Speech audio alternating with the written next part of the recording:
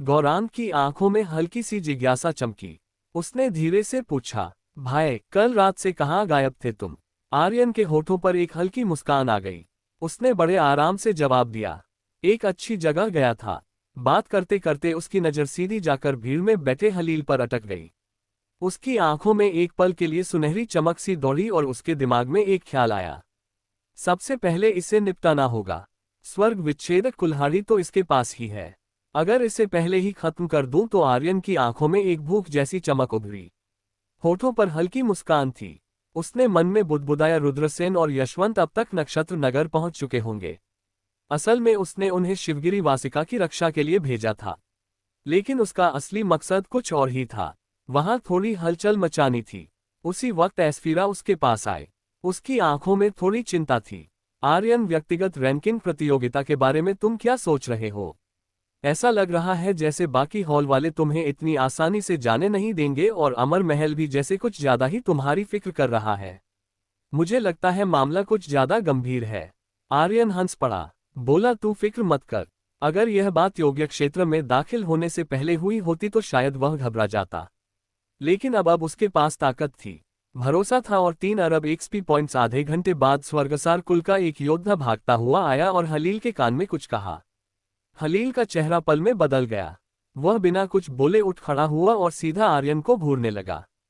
उसकी आंखों में गुस्सा नहीं, सीधे कत्ल करने वाली नजर थी।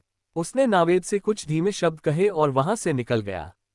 कुछ तकनीकें ऐसी होती हैं जिन्हें सिर्फ एक विशेष हथियार से ही पूरी शक्ति के साथ इस्तेमाल किया जा सकता है, जैसे ब्लेड तकनीकें। अगर ब्लेड तकनीक का प्रयोग तलवार से किया जाए तो वह अपनी असली प्रचंड शक्ति कभी प्रकट नहीं कर सकती, और उसी तरह एक तलवार की तकनीक भी सिर्फ तलवार से ही अपना जादू दिखा सकती है।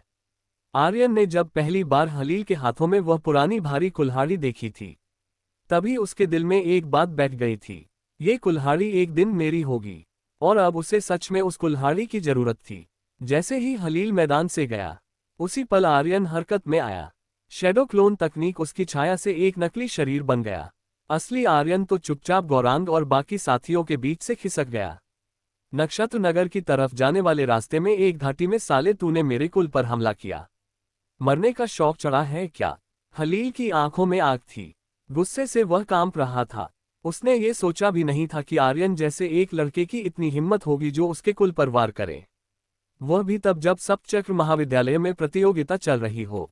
हालांकि कुल में अभी भी कुछ एल्डर थे, इसलिए उसे कोई डर तो नहीं था, लेकिन बतौर कुलपति उसका फर्ज था कि वह तुरंत लौटे और हालात संभाले। इसलिए वह वहां से तुरंत भागा चला आया। उसी घाटी में एक ऊंची चट्टान पर एक शख्स बैठा था, पैर लटका कर। जैसे ही हलील उड़ता हुआ वहां पहुंचा, उस शख्स ने हल्के से मुस्कुरा कर कहा, कहाँ जा रहे हो इतनी जल्दी में हलील जी? हलील रुक गया, चेहरा सख्त हो गया। आर्यन थोड़ी हैरानी हुई लेकिन डर नहीं।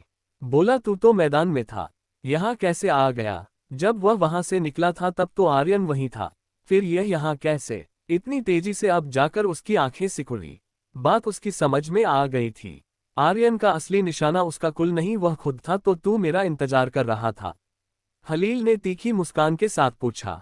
आर्यन ने बहुत शांत आवाज में कहा, थोड़ी समझ तो है तुझ में। अब हलील की हंसी में घमंड नहीं, गुस्से की झलक थी। तो तू मरना चाहता है? कोई बात नहीं, तेरी यह इच्छा भी पूरी कर देता हूं। जैसे ही हलील की बात खत्म हुई, उसका शरीर एक झलक में गायब हो गया। एक खतरनाक शक्ति हवा में फूटी और अगले ही पल में वह आर्यन के ठीक सामने था। उसकी गति बिजली से भी तेज थी। एक स्वर्गवीर होने के नाते खलील की ताकत अमर महल के एल्डरों से कम नहीं थी, और उसके हाथ में चमक रही थी वही प्राचीन खतरनाक स्वर्ग विच्छेदक कुल्हाड़ी। मर जा हरामजादे। उसने आर्यन को कोई मौका नहीं दिया। उसे लगता था कि आर्यन का मकसद उसे मारना नहीं, बल्कि उसे नक्षत्र नगर में उसके महल तक पहुंचने से रोकना था। वो ना तो कैरम था, ना ही हरिधर जैसा कोई मूर्ख। उसे आर्यन की चालों से धोखा नहीं मिलने वाला था। कुल्हाड़ी बिजली की तरह गरजती हुई सीधे आर्यन की तरफ आई। वाह, जैसा सोचा था, एक लाल नाम वाला किंग तो ऐसा ही करेगा। आते ही हमला, आर्यन हंसते हुए बोला, लेकिन न तो उसने पीछे हटने की कोशिश की और ना ही कोई बचाव किया। आर्यन के चेहरे पर वही पुरानी हल्की मुस्कान थी। आज मेरे पास ज्यादा समय नहीं है, वरना तेरे साथ खेलता। फिर वह हल्का सा मुस्कुराया और धीरे से बोला, दानुज, आर्यन को इस लड़ाई में वक्त खराब नहीं करना था। उसका मकसद साफ था, हलील को खत्म करना, और उसे पता था कि अगर वह ज्यादा वक्त मैदान से दूर रहा तो कैरिम उसके साथियों पर फिर से हमला कर सकता है। इसलिए सब कुछ जल्दी खत्म करना था। हुकुम मेरे आका, दानुज की भारी आवाज गूंजी। एक पल में दानुज की भयंकर गुरुत्वीय शक्तियां बाहर फट पड़ी। जैसे ही खलील की कुल्हाड़ी गिरने वाली थी, दानुज के हाथ से निकली जंजीर ने उसे रोक दिया और अगले ही पल उसके दाहिने हाथ की जंजीर एक बड़ी सी गदा में बदल गई जो सीधी जाकर हलील के सिर पर गिरी। हलील की आंखों में डर और हैरानी दोनों चमक उठे। एक ही वार में उसकी करोड़ों की एचपी सीधे 2-3 अंकों पर आ गिरी। उसका शरीर बेजान होकर आसमान से गिरा और धरती पर जा गिरा। जहां वह गिरा वहां जमीन फट गई और खून हर तरफ फैल गया। आर्यन ने फौरन दानुज को वापस 18 स्तरीय नरक में भेज दिया। वह जानता था कि यह सप्तचक्र महाविद्यालय है। अमर महल की नजर हर वक्त बनी रहती है। अगर किसी ने दानुज को देख लिया तो बात बहुत बिगड़ सकती थी। जैसे आया था वैसे ही दानुज अचानक हवा में घुल गया। आर्यन धीरे धीरे आगे बढ़ा। उसने नीचे गिरे हलील को देखा और हल्के से मुस्कुरा कर कहा, स्वर्गसार कुल के कुलपति, कैसी लग रही है जमीन की गोद। मैंने पहले ही कहा था कि एक बार सिंह वंश ने तुम्हारे कुल को कुचला था तो दोबारा भी कुचल सकता है। तुम्हें यकीन नहीं हुआ और मेरे सामने आ खड़े हुए, लेकिन मैं पूर्वज कृष्णकांत सिंह नहीं हूं जो तुम्हें फिर से उठने का मौका देगा। आर्यन के चेहरे पर अब खौफनाक मुस्कान थी। उसने अपना दाहिना हाथ उठाया और ड्रैगन स्लेयर से एक बेरहम हमला किया। अगर जड़ों को नहीं काटोगे तो वसंत की हवा में पेड़ फिर से उगाता है। एक वक्त था जब सिंह वंश ने स्वर्गसार कुल को तबाह किया था, लेकिन तब बहुतों की जान बख्श दी गई थी। पर आर्यन वैसा नहीं था। वह जानता था दुश्मन का जिंदा रहना ही सबसे बड़ा खतरा होता है। वह कोई संत नहीं था। अगर आज हलील को छोड़ देता तो कुछ साल बाद यही कोई सेना तैयार करके फिर से उसके अपनों पर टूट पड़ता। घास काटनी हो तो पूरी जड़ से काटो। हलील का चेहरा अब पूरी तरह सफेद पड़ चुका था। उसने आर्यन को आखिरी बार घूरते हुए चीख कर कहा, आर्यन मत सोच, तू बच जाएगा, तू भी मरेगा। हाँ, और उसी वक्त ड्रैग स्लेयर की धार गिरी। हलील का सिर उसके शरीर से अलग हो गया। खून की धार फूटी और तभी आर्यन के कानों में एक ठंडी सी सिस्टम की आवाज गूंज उठी। उसने तुरंत कहा, अमर मूल्य सक्रिय करो। बधाई हो आर्यन, खलील को मारने पर तुम्हें 98,000 एक्सपी पॉइंट्स, 97,800 अमर ऊर्जा पॉइंट्स और 10 अमर मूल्य मिले हैं। बधाई हो आर्यन, तुम्हें हाइड्रा ब्लड लाइन मिली है। क्या तुम इसे अवशोषित करना चाहते हो? बधाई हो आर्यन, तुम्हें स्वर्ग विच्छेदक कुल्हाड़ी मिली है। बधाई हो आर्यन। सिस्टम की आवाज लगातार गूंजती रही, लेकिन जैसे ही आर्यन ने स्वर्ग विच्छेदक कुल्हाड़ी सुना उसने बाकी किसी चीज पर ध्यान नहीं दिया। हाँ, मिल गई, मुझे सच में मिल गई स्वर्ग विच्छेदक कुल्हाड़ी। आर्यन खुशी से उछल पड़ा। उसने अपनी स्पेस रिंग के अंदर झांका जहां एक बड़ी भारी भरकम कुल्हाड़ी चमक रही थी। उससे निकलती शक्तियां इतनी भयानक थी कि उसका खून तक उबाल खाने लगा। अगर इसे उस खास तकनीक के साथ जोड़कर चलाऊं हाँ तो सीधा आसमान तक पहुंच जाऊंगा। उसे याद आया कि अगर वह अपने स्किल पॉइंट से ली नई तकनीक के साथ इस कुल्हाड़ी को चलाए तो शायद ही कोई उसे रोक पाए। तुम लोग समझते हो मैं मारा जाऊंगा?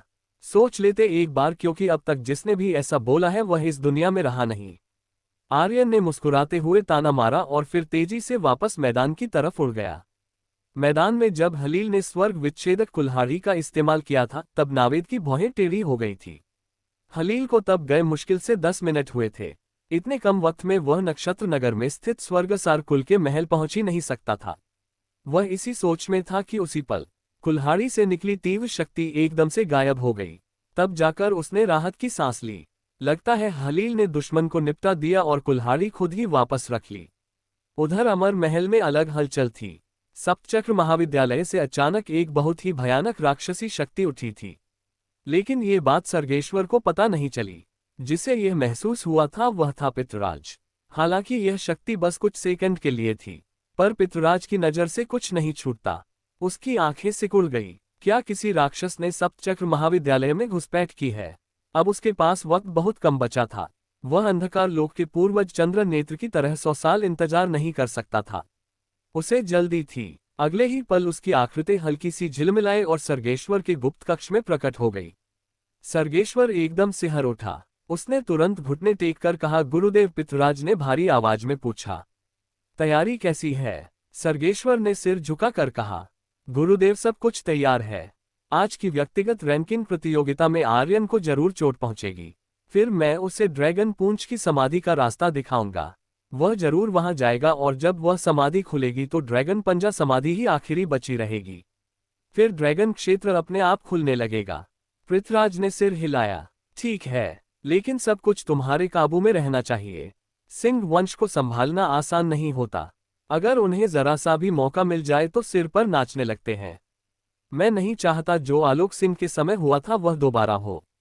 उसके लहजे में गहराई थी, जैसे यह उसकी आखिरी कोशिश हो।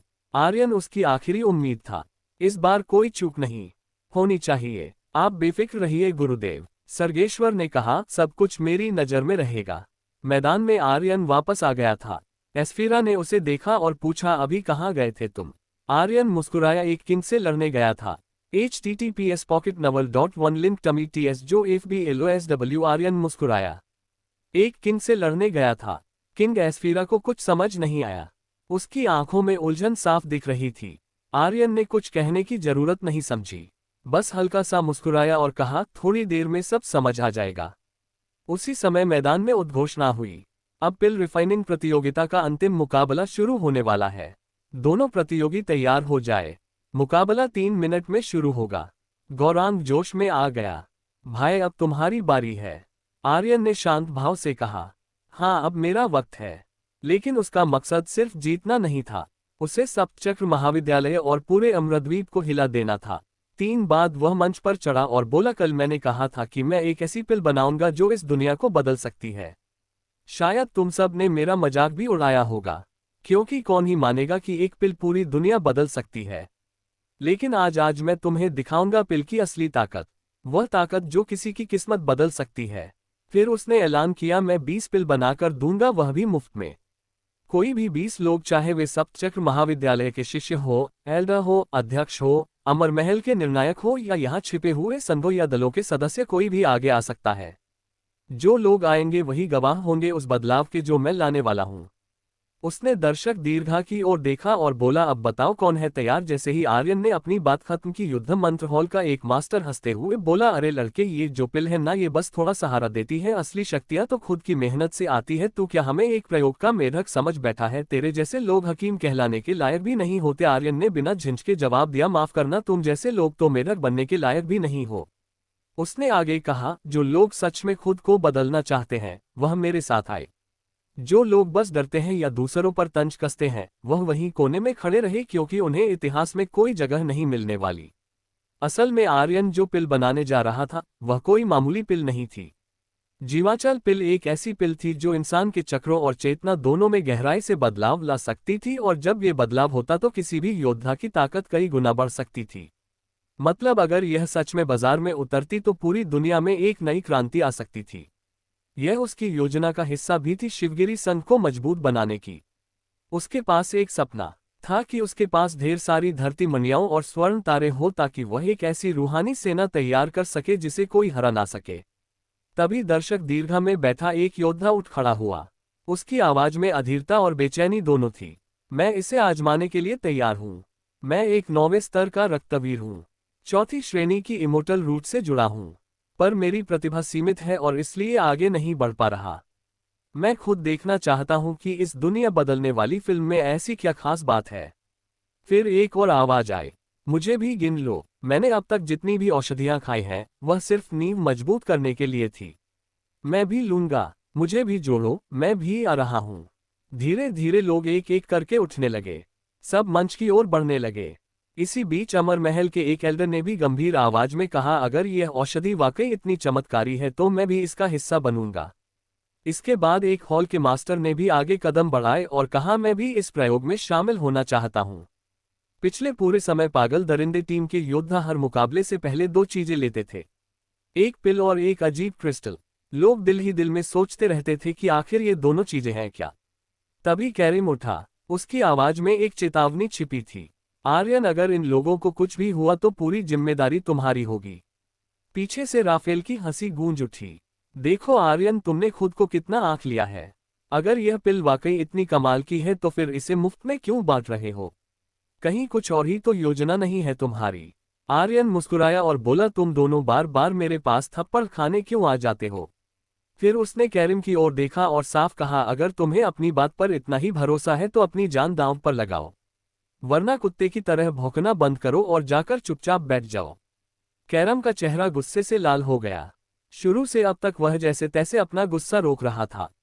कोई और होता तो अब तक शायद भड़क चुका होता, मगर वह अब ना तो कुछ कह सका और ना ही इतनी हिम्मत जुटा सका कि जान पर दांव लगाए। तभी संचालक ऊंची आवाज में बोला, अब पिल रिफाइनिंग प्रतियोगिता का आखिरी मुकाबला शुरू होता है। घोषणा के साथ ही नील ड्रैगन फनेस आर्यन के बाएं हाथ के ऊपर हवा में तैरने लगा।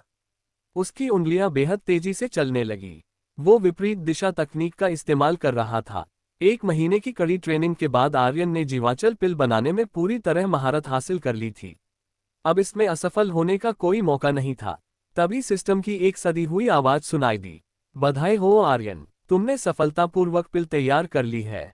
सिर्फ 2 मिनट में उसने एक पिल तैयार कर दी थी, पर उसने वहां रुकने का नाम नहीं लिया। अगली पिल बनाने लगा। 1 2 3 और बस 10 मिनट में 6 पिल तैयार हो गई। दूसरी तरफ उसका विरोधी औषधि हॉल का एक वरिष्ठ शिष्य ये सब देखकर अंदर से टूट गया। उसने दोनों हाथ जोड़ते हुए कहा, मैं हार मानता हूं, और प्रतियोगिता से पीछे हट गया। पर आर्यन अब भी रुका नहीं था। उसके हाथ लगातार पिल बनाते जा रहे थे। आधे घंटे बाद आर्यन ने मुस्कुराकर कहा, 20 पिल बन चुकी हैं। उसकी गति, उसकी तकनीक जैसे किसी और ही दुनिया की लग रही थी। पूरे मैदान में सन्नाटा पसरा था।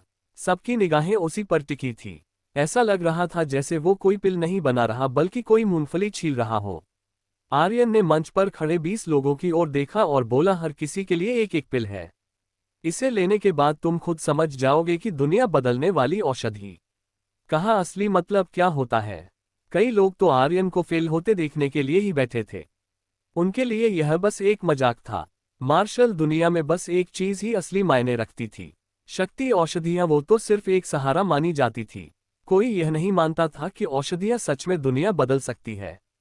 इसीलिए जब आर्यन ने ऐसा दावा किया तो ज्यादातर लोग हंसने लगे। किसी ने उसे अहंकारी समझा तो किसी ने उसे पागल बताया। कुछ लोग खुद को बहुत समझदार समझते हुए उसका मजाक उड़ाने लगे। पिल दुनिया बदल देगी, ये बात लोगों को बस एक बेवकूफ़ी भरी सोच लग रही थी। पर आर्यन ने किसी की बात पर ध्यान नहीं दिया। उसका ध्यान बस मंच पर खड़े उन 20 लोगों पर था, जिनमें से अमर महल का एक एल्डर भी था। उसने शांति से कहा, आप सब अब ये पिल ले सकते हैं। 2-0 और लोगों ने अपने अपने हाथों में पकड़ी पिल्स की ओर देखा। ज्यादातर के चेहरे पर शक था। एक पिल जो 2 मिनट में बन गई, ना उसमें कोई खास सुगंध थी, ना कोई चमक। क्या ये सच में काम करेगी, या कहीं ये खाकर पेट ही खराब ना हो जाए? ध्यान से खाना भाइयों, कहीं दस्त ना लग जाए। सप्तचक्र महाविद्यालय में इतने शौचालय नहीं है। हाँ, तुम लोग तो एकदम बेवकूफ हो यार। कोई भी कुछ कह दे तो उस पर यकीन कर लेते हो। सोच रहे हो गोली खाओगे और दुनिया बदल जाएगी। कहीं ऐसा ना हो कि इस गोली के बाद हम सब आर्यन के गुलाम बन जाए। वैसे दस्त के लिए तैयार रहो सब लोग। ठहाके गूंजने लगे। तालियों और तानों की आवाजें माहौल को हंसी का मैदान बना रही थी। लेकिन आर्यन एकदम शांत खड़ा रहा, जैसे उसने कुछ सुना ही ना हो। उसने उन 2-0 ओवर की तरफ देखा और बिना आवाज ऊंची किए बोला, आज का ये फैसला एक दिन तुम्हारे लिए गर्व की बात बनेगा। तुम लोग पहले बनोगे जिनसे एक नए युग की शुरुआत होगी। उसने किसी पर दबाव नहीं डाला, कोई जबरदस्ती नहीं की। तभी भीड़ में से एक योद्धा, वही जो सबसे पहले खड़ा हुआ था, आगे बढ़ा। उसकी ताकत कई सालों से शून्यवीर के 9वें स्तर पर अटकी हुई थी। उसने कहा, मैंने अपनी जिंदगी में ना जाने कितनी पिल्स खाई हैं, पर रक्तवीर स्तर तक कभी नहीं पहुंच सका। अब पिल्स पर भरोसा नहीं बचा, लेकिन तुम पर है आर्यन। इतना कहकर उसने पिल खा ली। जैसे ही पिल उसकी जबान पर पहुंची, तुरंत घुल गई। एक गर्म सी लहर उसके शरीर में उतर गई। अगले ही पल उसके चक्रों से तेज सी आवाज आई। उसकी आंखें फट गई, जैसे किसी ने उसे जोर से झटका दिया हो, और उसके शरीर से तेज ऊर्जा निकलने लगी। भीड़ में फिर हंसी उठी। देखा, पहले से भी बुरा हाल लग रहा है इसका। लगता है अब गया। चेहरा देखो उसका, तड़प रहा है। ये दस्त नहीं, मौत है। आर्यन, तुझे इंसानों की जान की कोई कदर नहीं। क्या दक्षिण तरंग महाद्वीप के लोग ऐसे ही बेरहम होते हैं? सिंह परिवार का कोई भी ईमान धर्म नहीं है। ताने और तेज हो गए। हंसी और चुभने लगी, लेकिन आर्यन का चेहरा शांत था। वह उसी गंभीरता से उस योद्धा को देख रहा था जैसे उसे पहले से सब पता हो। उसने मन ही मन सोचा, थोड़ा सब्र रखो, अभी सब समझ में आ जाएगा। उधर बाकी के 19 लोग एक दूसरे को देखने लगे। सबके चेहरे पर झिझक थी। कुछ तो अब पछता भी रहे थे। पिल निगलने वाला योद्धा जमीन पर बैठ गया और उसकी सांसें तेज होती गई। ऐसा लग रहा था जैसे उसके शरीर में कोई शक्ति अंदर से टकरा रही हो। आधा मिनट भी नहीं बीता था कि तभी एक तेज गूंज उसके शरीर से निकली और उसी के साथ उसकी शक्तियों में बड़ा बदलाव आया। वह शून्य वीर के 9वें स्तर से सीधे रक्तवीर के पहले स्तर पर पहुंच गया। उसने आंखें खोली, उसकी पुतलियां कांप रही थी और चेहरे पर ऐसा भाव था जैसे सालों की मेहनत एक पल में रंग लाए हो। वो आर्यन के पास आया और वहीं जमीन पर घुटनों के बल गिर पड़ा। उसके होंठ कांप रहे थे। वह खुशी से बोल नहीं पा रहा था। धन्यवाद आर्यन, मैं अगले स्तर पर पहुंच गया। जिस दीवार को वह 5 साल से नहीं तोड़ पा रहा था, वह आज एक पिल ने तोड़ दी थी। सारा मैदान चुप हो गया। उसके शब्दों ने उन सारी हंसी और तानों को जैसे थप्पड़ मार दिया हो। हर चेहरा अब हैरान था। आर्यन ने सिर्फ हल्का सा मुस्कुराकर कहा, बधाई हो। तभी वो योद्धा फिर से पालती मार के बैठ गया और उसके चेहरे पर तनाव बढ़ गया। लोगों की आवाजें फिर से उठी। अब क्या हो गया इसे? जरूर कोई दुष्प्रभाव है। जबरदस्ती अगले स्तर पर पहुंचने से शरीर पर असर पड़ा होगा। इतनी जल्दी खुश मत हो। दक्षिण तरंग महाद्वीप के लोग क्या जाने औषधि बनाना, ये तो सबसे पिछड़े लोग हैं। बाकी 19 लोगों ने पिलमू तक तो पहुंचाई थी, लेकिन अब रुक गए। अब उनके हाथ वहीं जम गए थे। तभी अचानक एक के बाद एक तीखी गूंज 3 बार हवा में गूंजी। हर योद्धा उस आवाज को पहचानता था। ये किसी के लेवल पार करने की आवाज थी। 3 बार ऐसी गूंज यानी 3 लेवल पार कर चुका था, और अगर पहले वाली गूंज को जोड़ ले तो यह चौथा लेवल था। 1 मिनट से भी कम वक्त में कोई लगातार 4 लेवल पार कर जाए, ये किसी ने कभी देखा ही नहीं था। अब मैदान में कोई कुछ नहीं बोल रहा था। सबके मुंह पर जैसे तेज तमाचे पड़े। ये चमत्कार नहीं था, यह आर्यन की बनाई दुनिया बदलने वाली पिल का कमाल था। वह योद्धा जिसके शरीर में इतनी उथल पुथल मची थी, अब उसकी आंखों में जुनून और कृतज्ञता साफ झलक रही थी। वो फिर से आर्यन के सामने झुका, घुटनों पर आ गया और सिर टेकते हुए कांपती आवाज में बोला, आज से आप ही मेरे मालिक हैं। आपने मुझे एक नया जन्म दिया है। अब मेरी जिंदगी आपकी है। उसकी आंखों में आंसू थे और दिल काबू से बाहर हो गया था। वह सोच ही नहीं पा रहा था कि कैसे शुक्रिया अदा करे। लेकिन तभी आर्यन ने उसे उठाया और मुस्कुराते हुए कहा, मैं तेरा मालिक नहीं। अगर तू चाहे तो आज से हम भाई हैं। वह योद्धा हक्का बक्का रह गया। उसकी आंखें और ज्यादा भर आई। उसने बस धीरे से कहा, भाई। अब पूरे मैदान में एकदम खामोशी छा गई थी। सब हैरान थे। 1 मिनट से भी कम में 4 स्तर पार कर देना, ऐसा तो पूरे अमृतद्वीप में कभी किसी ने नहीं किया था। आर्यन ने चारों ओर देखा। उसका चेहरा अब सख्त और ठंडा हो गया था। उसने ऊंची आवाज में कहा, अब हंसो, फिर से हंसो जरा। थोड़ी देर पहले तो बड़े मजे ले रहे थे।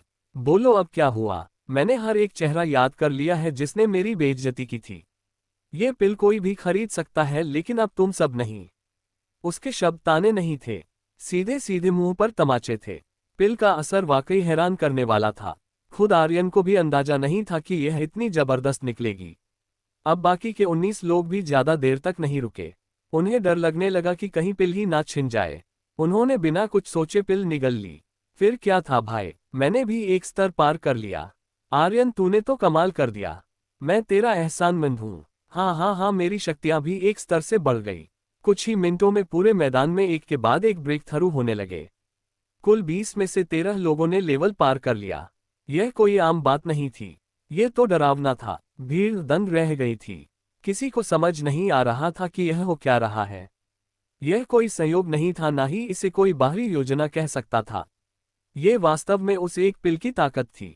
अब आर्यन ने मंच पर खड़े अमर महल के एल्डर की तरफ देखा और कहा, अब आपकी बारी है एल्डर साहब। अब तक सबकी शक्तियां बदल चुकी थी, लेकिन कोई नहीं समझ पा रहा था कि यह सब कैसे हो रहा है। एल्डर ने बिना कुछ कहे पिल उठाई, मुंह में रखी, आंखें बंद की और ध्यान मग्न हो गया। अब सबकी नजर उसी पर टिक गई, क्योंकि वह कोई मामूली आदमी नहीं था। वह अमर महल का एल्डर था, एक बेहतरीन योद्धा और ऊंचे दर्जे का हकीम। वह बाकी सारे हकीमों को, यहां तक कि हरिधर जैसे लेवल 9 के संप्रसार्य को भी हल्के में लेता था। उसे पूरा यकीन था कि उससे अच्छी पिल कोई बना ही नहीं सकता। वह मंच पर सिर्फ ये देखने आया था कि आर्यन की बनाई पिल में ऐसा क्या खास है। लेकिन जैसे ही पिल अंदर गई, उसके शरीर में बिजली जैसी कुछ दौड़ गई। उसकी आंखें चौड़ी हो गई, बेचैनी और हैरानी से भरी हुई। ये पिल, ये रुको, वो चौंक कर बोला। फिर वह वहीं जमीन पर पालथी मारकर बैठ गया। उसके चारों तरफ से ऊर्जा लहराने लगी और कुछ ही पल में उसके आसपास एक जबरदस्त ऊर्जा भंवर बन गया। तभी एक जोरदार आवाज उसके शरीर से निकली, गूंजदार भारी जैसे कोई तूफान अंदर से बाहर आ गया हो, और फिर वो उठ खड़ा हुआ, सीधा आर्यन के सामने आया। उसकी आंखों में श्रद्धा थी और साथ ही हैरानी। ये कैसे हो सकता है? ये पिल मेरा स्तर कैसे बढ़ा सकती है? वह कोई साधारण योद्धा नहीं था, वह एक स्वर्गवीर था और उसका यूं एक पिल से लेवल बढ़ जाना लगभग नामुमकिन बात थी। पूरे मैदान में सन्नाटा छा गया, कोई कुछ बोल नहीं पा रहा था। कैरम का चेहरा सफेद पड़ चुका था, राफेल की आंखों में गुस्सा और डर दोनों थे। औषधि हॉल के मास्टर और शिष्य ऐसे लग रहे थे जैसे किसी ने सबके चेहरों पर 100 से ज्यादा चप्पल जड़ दी हो। अभी कुछ देर पहले वह लोग आर्यन पर हंस रहे थे, अब बस एक ब्रेक थ्रू ने उनकी हंसी को तमाचे में बदल दिया था। आर्यन ने एकदम शांत लहजे में कहा, क्योंकि यह कोई आम पिल नहीं है, ये वह पिल है जो दुनिया बदल सकती है।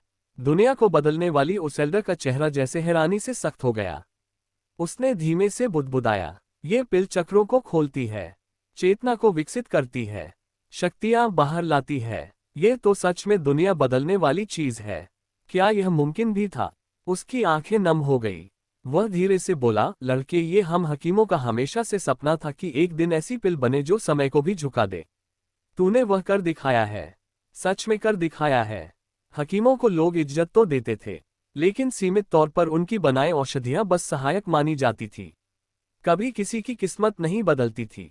लेकिन आज जो हुआ था वह किसी स्वप्न से कम नहीं था, और उस सपने को आर्यन ने हकीकत बना दिया था। दर्शक दीर्घा में बैठे सभी लोग अब उठ खड़े हुए, वहां हलचल सी मच गई। ये कौन सी पिल थी यार? अरे अमर महल का एल्डर तक ब्रेक थ्रू कर गया एक ही झटके में। इसमें ऐसा क्या है? सभी हॉल्स के शिष्य भी चौंक कर उठ गए। अमर महल के बाकी 7 एल्डर भी एक साथ खड़े हो गए, उनके चेहरों पर हैरानी साफ झलक रही थी। आर्यन ने हल्की सी मुस्कान दी और एल्डर की तरफ देखकर बोला, बस यूं ही शौक में बना दी थी। शौक, यह एक शब्द सुनते ही वहां खड़े सारे हकीमों के दिल टूट गए। अमर महल का वह एल्डर अब ज्यादा नहीं झेल पाया।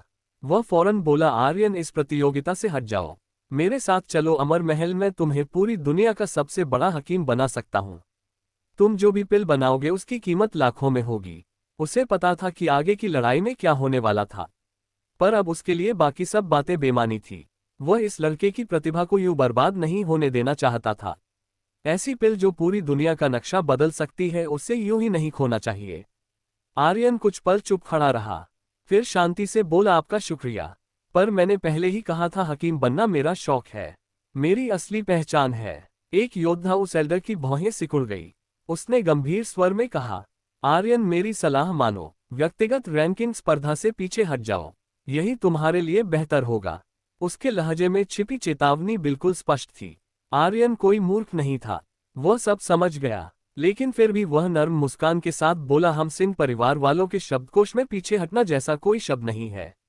आपकी सलाह का सम्मान करता हूं, लेकिन जो भी चुनौती आएगी मैं एक एक करके उसका सामना करूंगा। अरे आखिर तू मेरी बात समझ क्यों नहीं रहा? एल्डर की आवाज कांप रही थी। तू अगर इस प्रतियोगिता में गया तो मारा जाएगा। उस एल्डर को पहले आर्यन से कोई लगाव नहीं था, लेकिन अब जब आर्यन ने वह काम कर दिखाया जो वह खुद बरसों से करना चाहता था, उसके अंदर डर समा गया था। अब वह नहीं चाहता था कि आर्यन यूं ही अपनी जान गंवा दे। नावेद, स्वर्गसार कुल का यंग मास्टर, क्या तुम जानते हो कि वह कौन है? उसे सिर्फ पहला डीमन स्लेयर कहना नाकाफी होगा। असल बात यह थी, उसका स्तर, उसके शरीर में छिपी प्राचीन शक्तियां और सबसे बढ़कर बुर्जुग सर्गेश्वर की सीधी आज्ञा।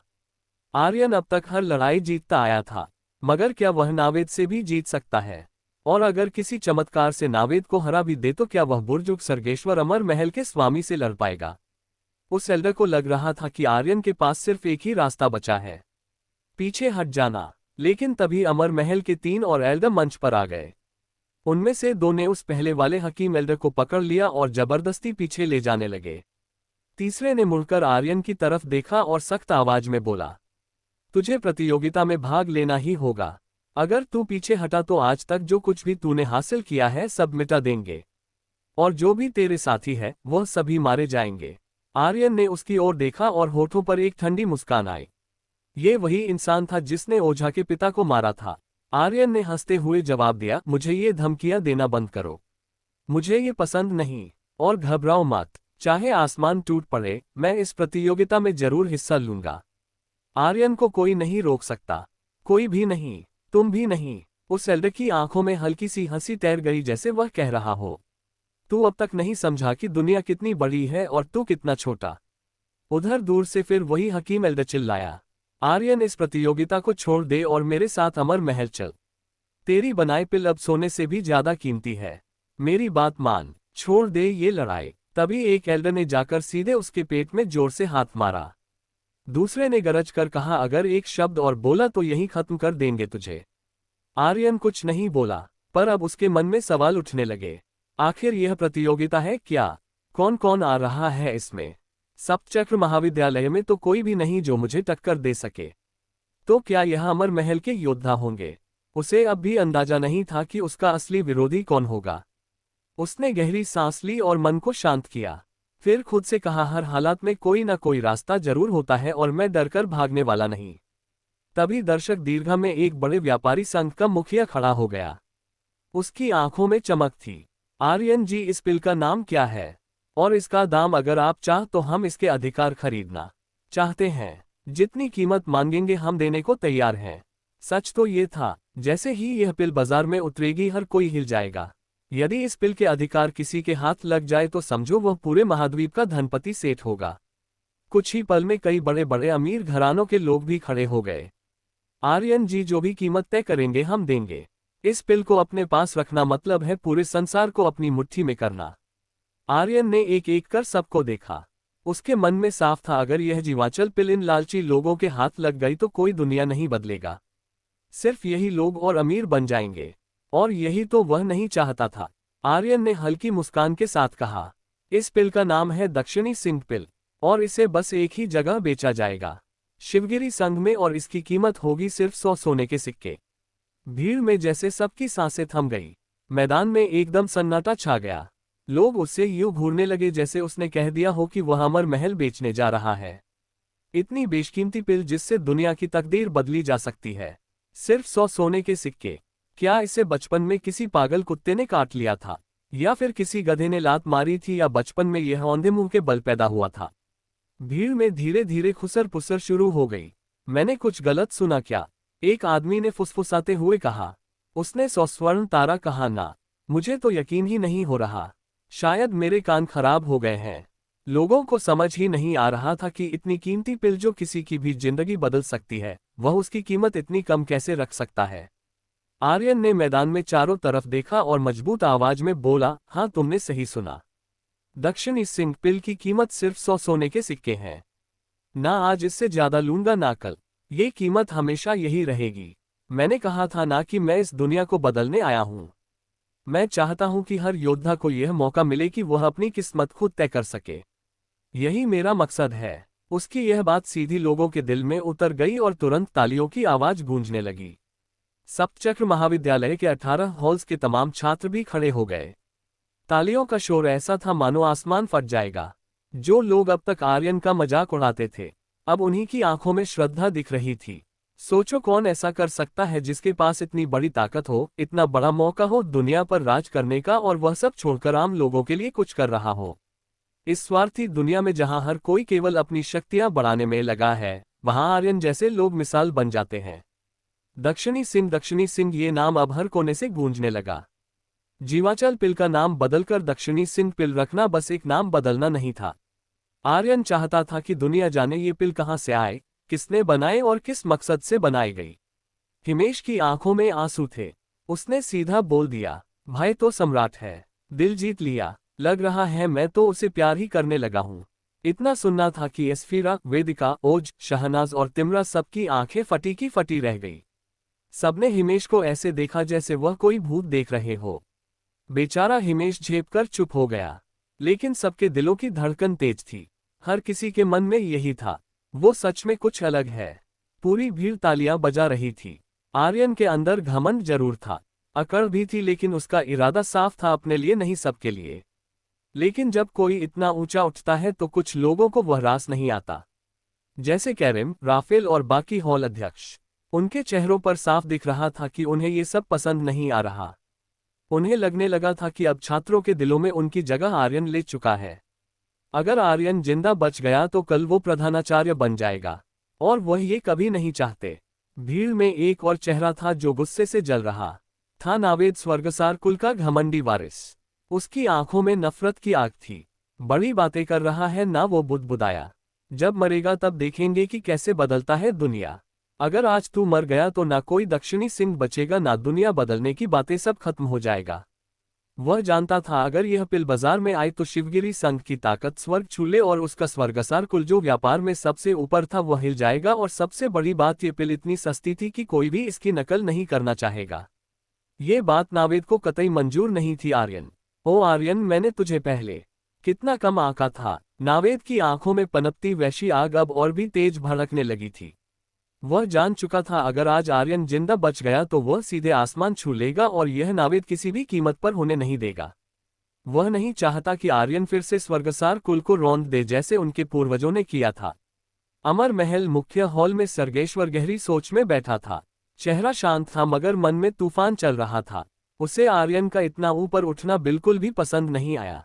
आज के बाद जब दक्षिणी सिंह पिल बाजार में आएगी तो हर कोई सिंह नाम को जानेगा और दक्षिण तरंग महाद्वीप की खोई हुई पहचान भी वापस आएगी। ये सर्गेश्वर के लिए किसी बुरे सपने जैसा था। वो इस पिल को इतनी सस्ती क्यों बेच रहा है? एक एल्डर ने हैरानी से पूछा।